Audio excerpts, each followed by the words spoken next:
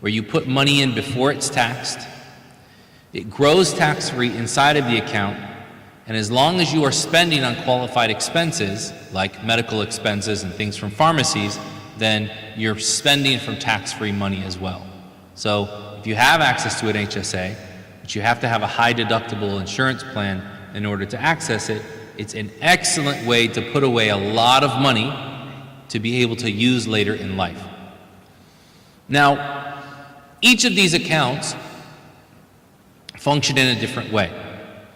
With a traditional IRA and a Roth IRA, you essentially, well, with a Roth IRA, you have access to the contributions that you make at all times. The gains, however, can only be withdrawn after a certain amount of time. With a traditional IRA or a 401k or 403b or similar, then you can withdraw if you have a qualified distribution, meaning that you're a first-time home buyer or you have a large medical expense or similar. There are about 7 of them. They're listed on the IRS website. Otherwise, you can pull the money out by paying a penalty and then paying taxes on that money at the time that you pull it out. Otherwise, you have to wait until you retire, and then you pull the money out at that time, either in a lump sum or a certain percentage every year. With the HSA, as we said, essentially you put the money in, you let it grow, and then you spend from that as long as you need to. All of these accounts are dependent upon what you put inside of them. So what can you put inside any of these accounts?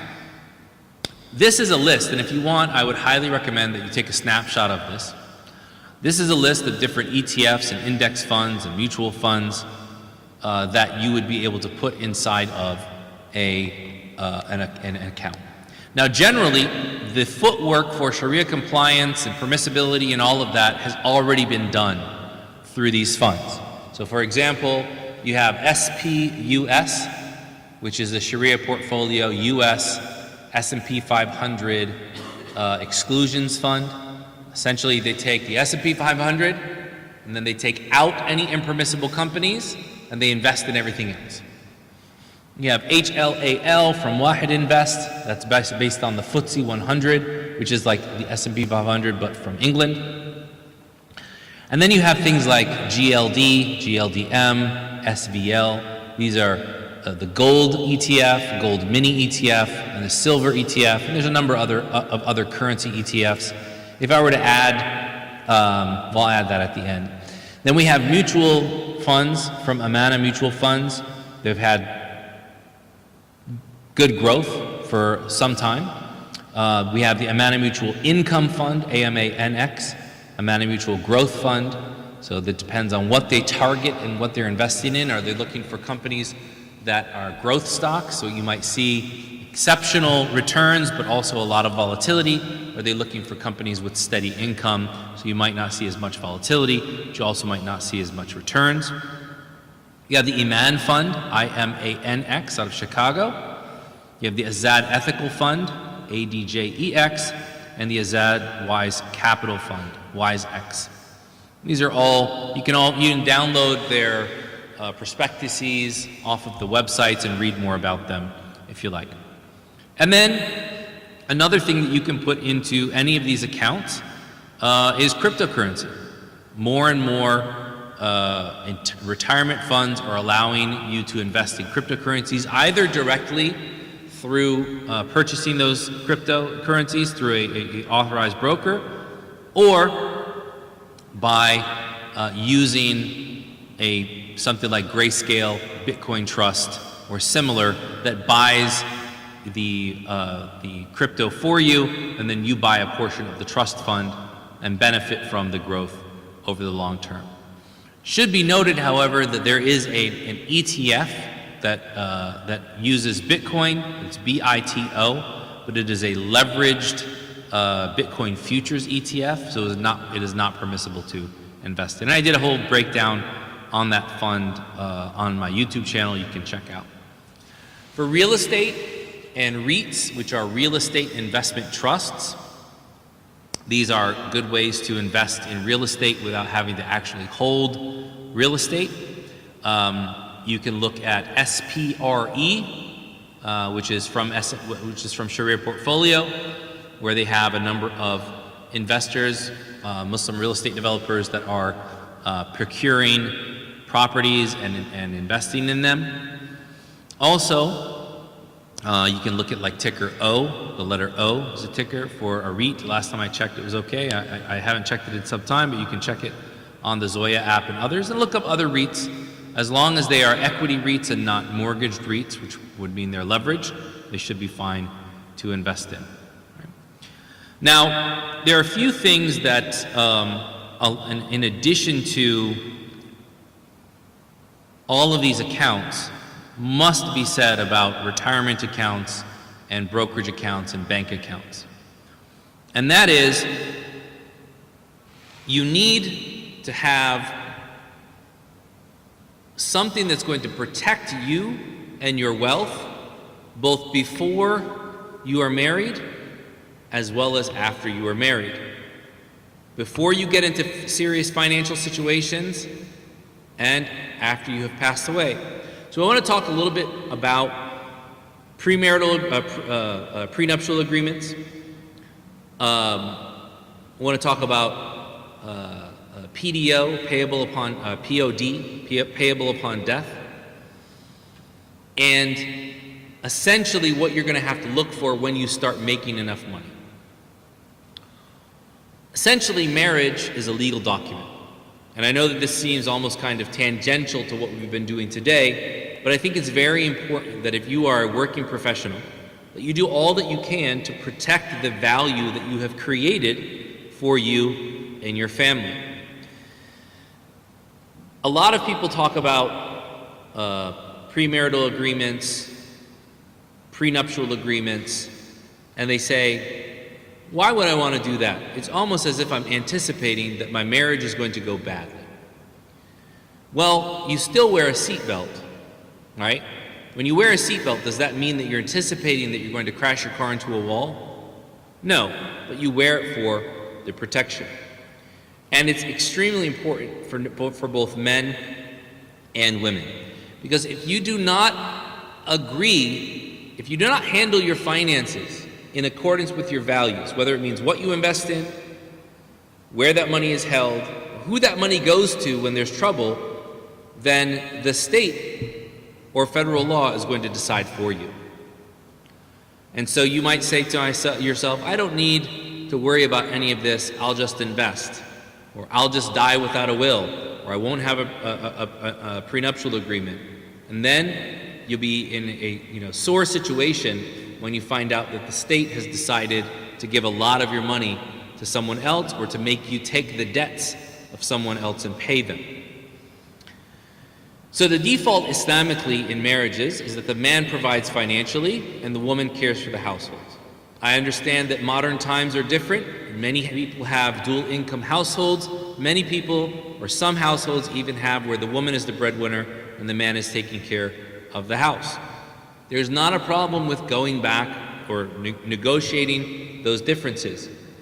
But all things equal, the default across the world and throughout time has been that the man will provide financially and the woman will care for the house. Why? Because women are childbearers. And when they bear a child for the family, they have the right to be maintained by the man who they are bearing that child for. Anything that goes beyond that should be negotiated and should be understood up front. Well, why am I saying this? Because you might have a career, you might have 401k, you might have an IRA, you might have significant business holdings. And you go and get married. And ladies, you might think to yourselves, a lot of times people talk about this in the context of women being taken advantage of or not getting what's their right. Your money is your right. And your spouse's money is their right.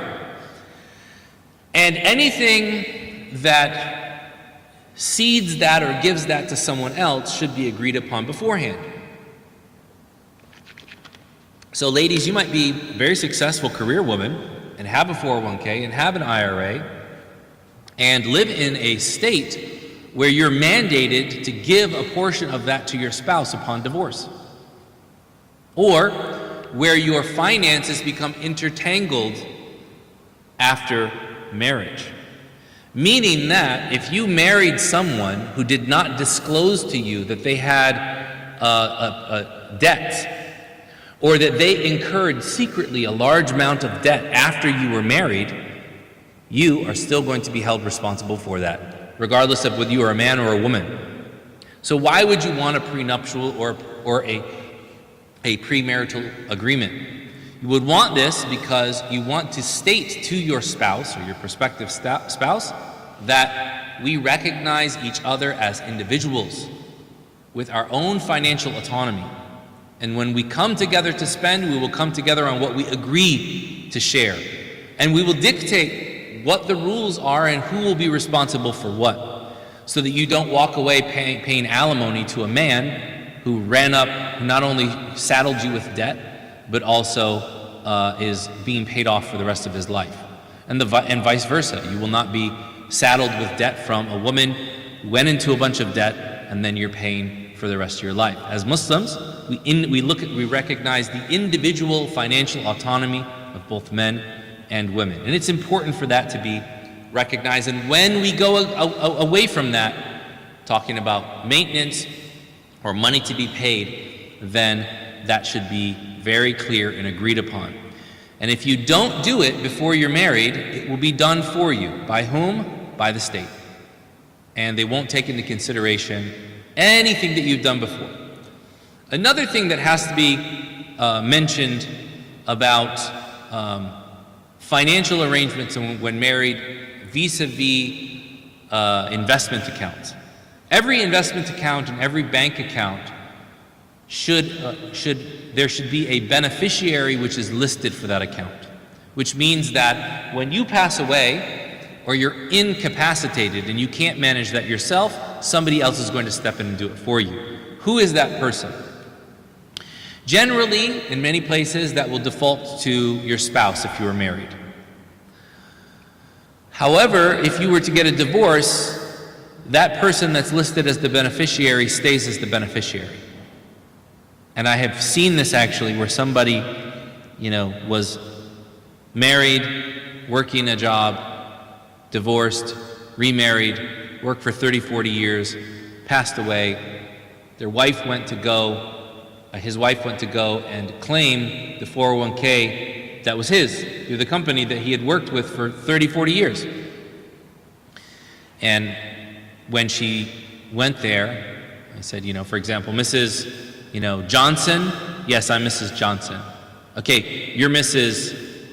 Tiffany Johnson. Who's that? I'm Jennifer. Who's Tiffany? Well, it says here Tiffany Johnson. Oh, it dawns on her. That's my husband's ex-wife. He never changed the beneficiary documents on his 401k. Legally, that money goes to the ex-wife. Now, most companies won't let you leave those things blank, so there will be somebody there. If it's left blank, then it will go to the estate, and then the husband's estate will determine that.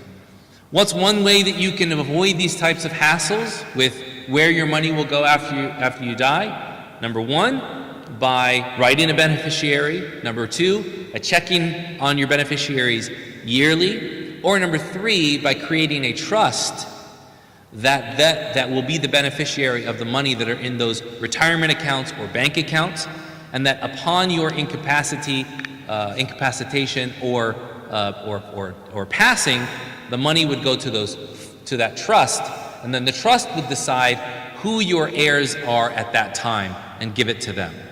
Hold that money, allow it to continue to be invested and to work for the betterment of your family at that time. Now, another thing that you should be cognizant of when we're talking about your investments is what's going to happen when you pass away. Just take a quick snapshot of this. I always like to pass this on to people because I think that when talking about all of this financial information about investing in investment accounts and all of that, it's absolutely necessary to say to ourselves, what have we done to protect that? Does it make sense to build up a retirement account of $1, $2, $3 million and then to have that eaten up by fees and deductions and things that are avoidable? One of the things that can affect the amount of money that you leave and can cause considerable dispute between your family is not having a will in place. So you want to have things like an Islamic will, which designates who will inherit what. You want to have a marital property agreement, which, similar to a postnuptial or prenuptial agreement, would designate whose property was what. Yes, my husband and I bought this home together, therefore I am 50% owner. Or no, my wife and I bought our properties separately, so when I pass away, I don't get to take away anything from her property and it go to my heirs. Knowing whose is what and why is very important. Also, having an advanced healthcare directive is equally important because you want to leave your family with some sense of what they should do when you pass. A family declaration is a nice to have. It's basically a letter that you write to your family explaining what you want done for you, that's not legal after your passing.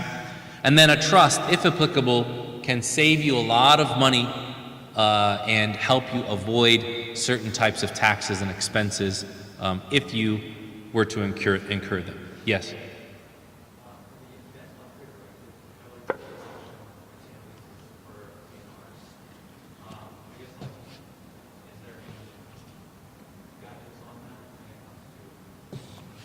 So I think the question you're asking is to have a do not resuscitate order.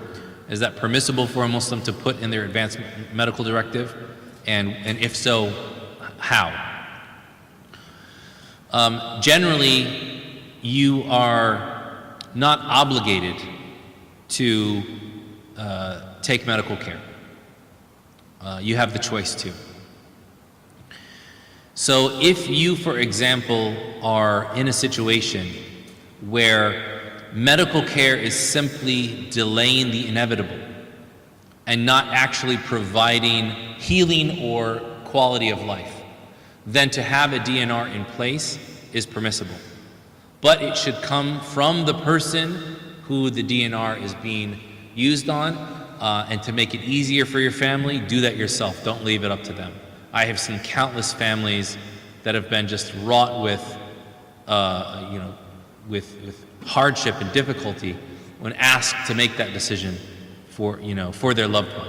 Right? So say if a team of doctors or two or more doctors determine that I am that my passing is simply, or my treatment is simply delaying the inevitable, then I opt out of life support, right? And they should not try to resuscitate, right? And that is on a very individual case-to-case basis, but you should just discuss that. But there is the permissibility there. We talked about a trust as well. Lastly, and this is kind of building on everything that we've covered from Friday until this point, this is what I call the personal finance stack. Okay, and some of you have asked me about a lot of other topics that are related to personal finance.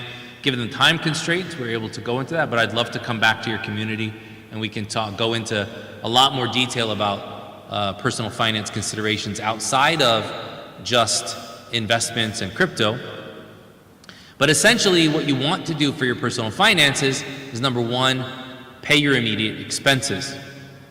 Number two, once you've paid your immediate expenses, you want to start to create a surplus and use that as an emergency fund. Generally 3 to 6 months of money that you have in either a safe investment or in cash that you can dip into in the case of an emergency. Then you want to make sure that you're not paying debt, and especially high interest debt. Pay it down. You can pay the highest interest first or the highest amounts first. There's a couple of different ways that you can do that. Some people use the snowball effect, the debt snowball, the debt avalanche, the debt snow cone, whatever you want to do, right? But you should make a concerted effort to pay down your debts, because every time you're paying interest-bearing debt, you are making negative money. So paying down interest early is an investment in your future. Some people say, I'm invested in my brokerage account and I'm making, 5-6%. Alhamdulillah, I'm doing really good. And they have 20% interest on their credit card. So you're making negative 15 to 16%. Okay? And then after that, pay yourself first. Invest in the tax advantage accounts that we talked about today and yesterday. And then if you've topped off your tax advantage accounts, you've contributed to your 401k, you've contributed to your IRA, you've contributed to your HSA, then open up a taxable brokerage account and take the same formulas that we talked about for the what to invest in and that I've told you about on the article on my website, and repeat in each of those places. 3 to 4 funds would be sufficient for you to invest in. And then after you've done all of that, you still have money left over, then you can look at major goals and major spending. So you might have, for example, a bucket fund, where you say, any extra money beyond everything here, I'm going to put it into something that I'm going to give in charity every year. Or I'm going to put it for a Hajj fund to take my family to Hajj. Or I'm going to put it in, for a trip to be able to travel and see my family, right? After you've done everything that you can automate and you have money left over, that's when you start spending on the nice things and the niceties that you have, right? And so that's general kind of stack. We can go into a lot more detail on that some other time. But essentially, as far as investments and general money management, that's what I have to present to you today. I do hope that it was beneficial and that you all were able to benefit. I appreciate all of the very poignant questions and meaningful questions. And so do we have any more questions before we move on to the cryptocurrency discussion? Yes, the sister back here.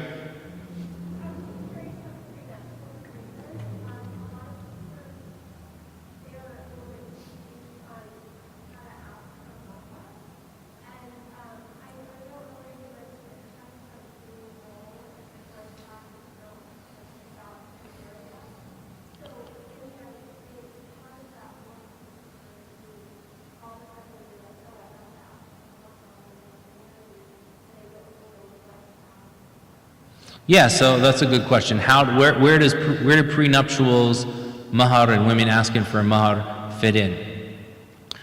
What I would say is that there's been 2 extremes in the Muslim community with regards to mahar. One has been to consider it simply a symbolic gift without consideration for the value that the woman is bringing to the relationship. Others have essentially looked at it as like punitive damages for you marrying me. Those are the 2 very, very extremes. And in reality, it's somewhere in the middle. You should look at, what do you want out of a relationship? Are you working? Or are you not working? Are you going to continue working until you have children, or you're not going to continue working at all? What are you giving up? And what are you contributing to the relationship, and what are you giving up for the sake of the relationship? And then base your ask based on that. Now, the challenge is that a lot of our families have preconceived notions about what a mahar has to be. So there has to be a kilo of gold and a furniture set and a white elephant. I don't know. Everybody has these ridiculous things that they bring up, right? Some of them are ridiculous. Some of them are reasonable. Sometimes they're just vestiges of custom from back home. What you have to do as a woman, and especially someone who's working, is say to yourself, what is this money going to do for me in the case my spouse dies or we divorce? If I initiate the divorce, which is called a khula', if the woman is the breaching party in a divorce, she initiates a khula', she has to give that mahar back to the man. That's the sharia. That's the sunnah of the Prophet ﷺ. So what am I willing to give up if I want to end this marriage?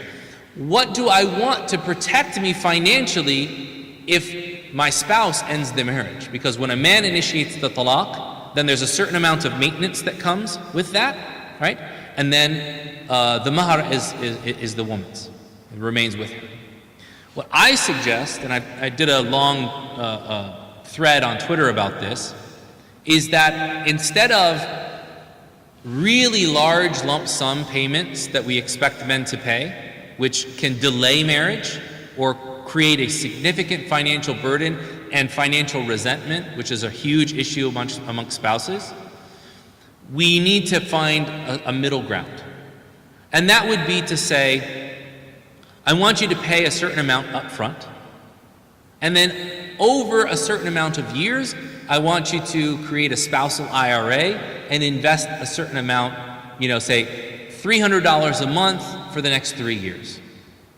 And if I remember the calculations that I had done, if the woman or the man contributed nothing but that, then after 30 years she would have maybe like $500,000 instead of just the couple tens of thousands of dollars. So the idea here is that the mahar becomes something that protects the woman in the time of need, and so negotiate accordingly. Right? Don't consider it's just symbolic, but also don't make it exorbitant to the point where it prevents people from being able to get married or creates resentment in the relationship. Yes.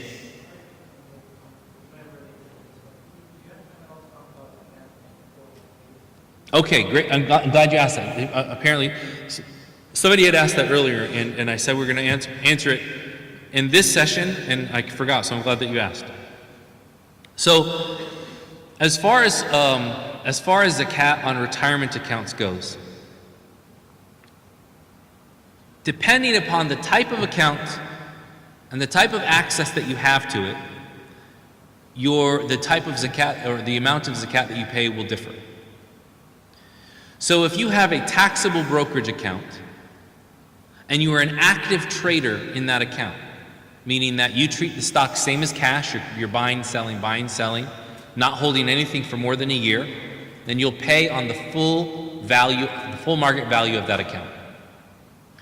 If you have a brokerage account and you're a passive investor, meaning that you're holding it for 365 days or more, 366 days or more, then you're going to pay on the zakatable or the zakat liable assets that are in the companies that you own, which would be the cash, the receivables, and the inventory. I have very specific calculations on how to do that in my book, Simple Zakat Guide. However, a rule of thumb is that if you were to take about 30% of the stock's market value, then that would, for the most part, equal the cash, receivables, and inventory of most major corporations. Usually it comes up to about 24-25%. We add a little bit. So if you had $100,000 in a certain company, then you would actually only be paying on about $30,000, 2.5% of $30,000. Why? Because the capital assets of the company are what are liable for zakah. The rest of the company is what's making you the money. Just like if you owned a rental property, you would pay zakat on the rental income generated. You would not pay on the value of the building. When you would pay on the value of the building?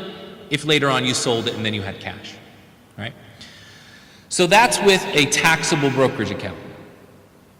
What if you have an account where you have no access to take money out of that account, like a 401k or a traditional IRA? In this case, there have been two main approaches, and I will tell you both of them and which of the two that I lean towards. Probably the most common fatwa that you have heard is that if you have a 401k or a traditional IRA, that you must take the total value of the account minus the penalty that you would pay, minus the taxes that you would pay, and then pay 2.5% on top of that.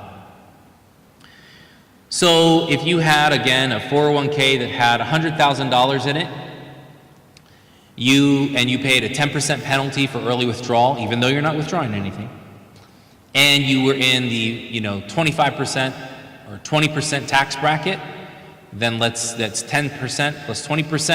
You would take, subtract that from your 100,000, and you would pay 2.5% of $70,000, which is in your account. I'm sure many of you have heard that opinion.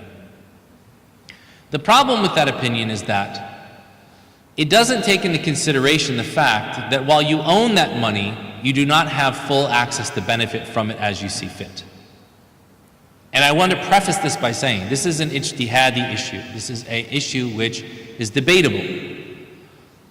However, the opposing opinion says that unless you actually take money out of your 401k, or you take it out at the time of retirement, you will not pay zakat on it unless you actually have cash in hand.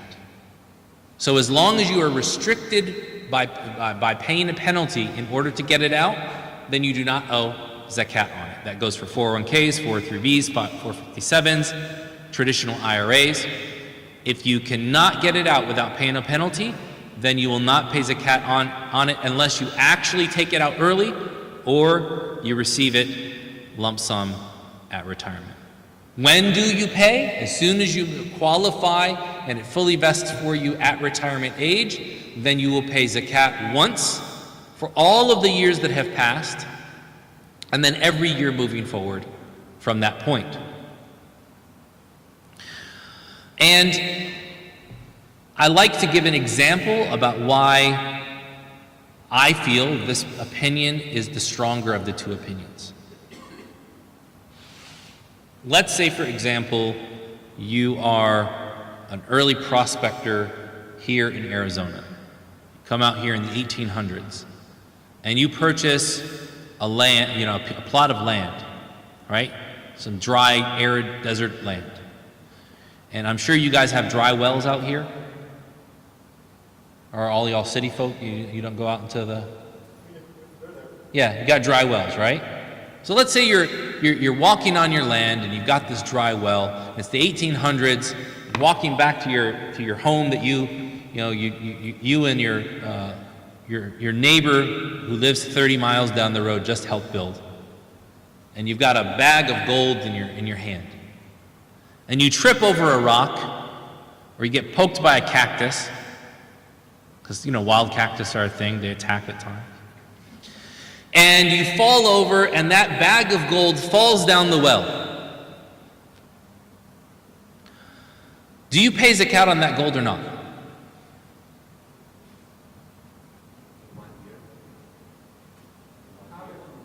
In 1 year, but you can't get it out. The well is deep. It's 50, 60 feet deep. You can't get the gold out of the bottom of the well.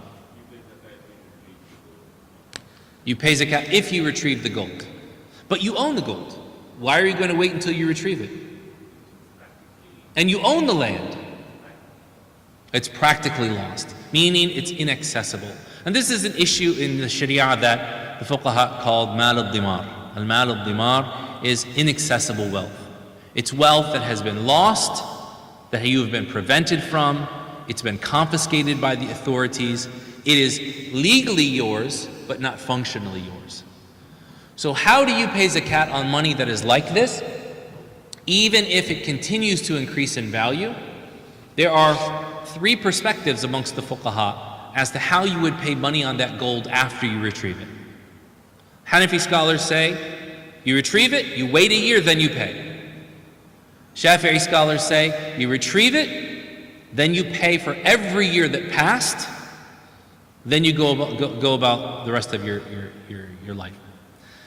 The Maliki and Hanbali scholars say you retrieve it and you pay once for all of the years that one payment takes up is considered, all of the time that went up to that is considered like 1 year, and then you pay every year after that. So it's like the middle between retrieve it and pay a year later or pay for every year. So you consider all of that time that passed to be one time period, you pay once for that, and then you pay on the remainder any year after that. Now the reason why I prefer this opinion with regards to the 401k account is because when we look at a 401k, we have two things that are happening. Number one is we have contributions that we have made, and number two, we have gains that have accrued. With the contributions that have made, we cannot pull them out. Why? Because we have entered into a long-term investment contract that says we cannot pull them out, which is why a penalty is taken when you break that contract. Essentially, you're telling your money manager, sell my position, exclude yourself from future gains, and then give me my money. So you're breaking contract. Number two, so that money, the contributions are like that lost bag of gold that we talked about. Number two is the gains that are made on that money. There's a principle in the Sharia, it's narrated from, I believe, Abdullah ibn Umar, Abdullah ibn Abbas, La zakata illa ala ma nadda min al-amwal. There's no zakat until wealth is actually realized. So if it's still being flipped, it's still being invested and reinvested, and it hasn't come to a final realization as gains, then there's no zakat on it until that happens. So we have two types of wealth, both of which are inaccessible at that time, and therefore you don't pay zakat on it until you actually withdraw money, if you've paid that penalty and you've deducted the taxes, or you've gotten to retirement and you've received it in full. Yes?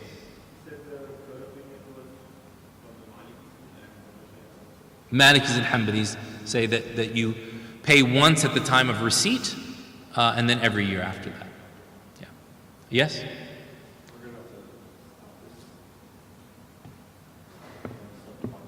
Okay, yeah, Bismillah. Yeah, that's fine. So we're going to end here, inshallah, for those of you who are outside, those of you who are here. Take a 5-minute break, stretch, get a sip of water, do what you got to do, and then we'll set up the stream for the cryptocurrency and blockchain program, inshallah, which should take us until Salat al-Asr. Inshallah.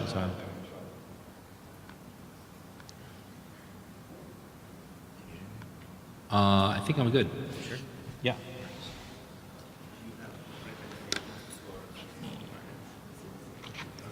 For what?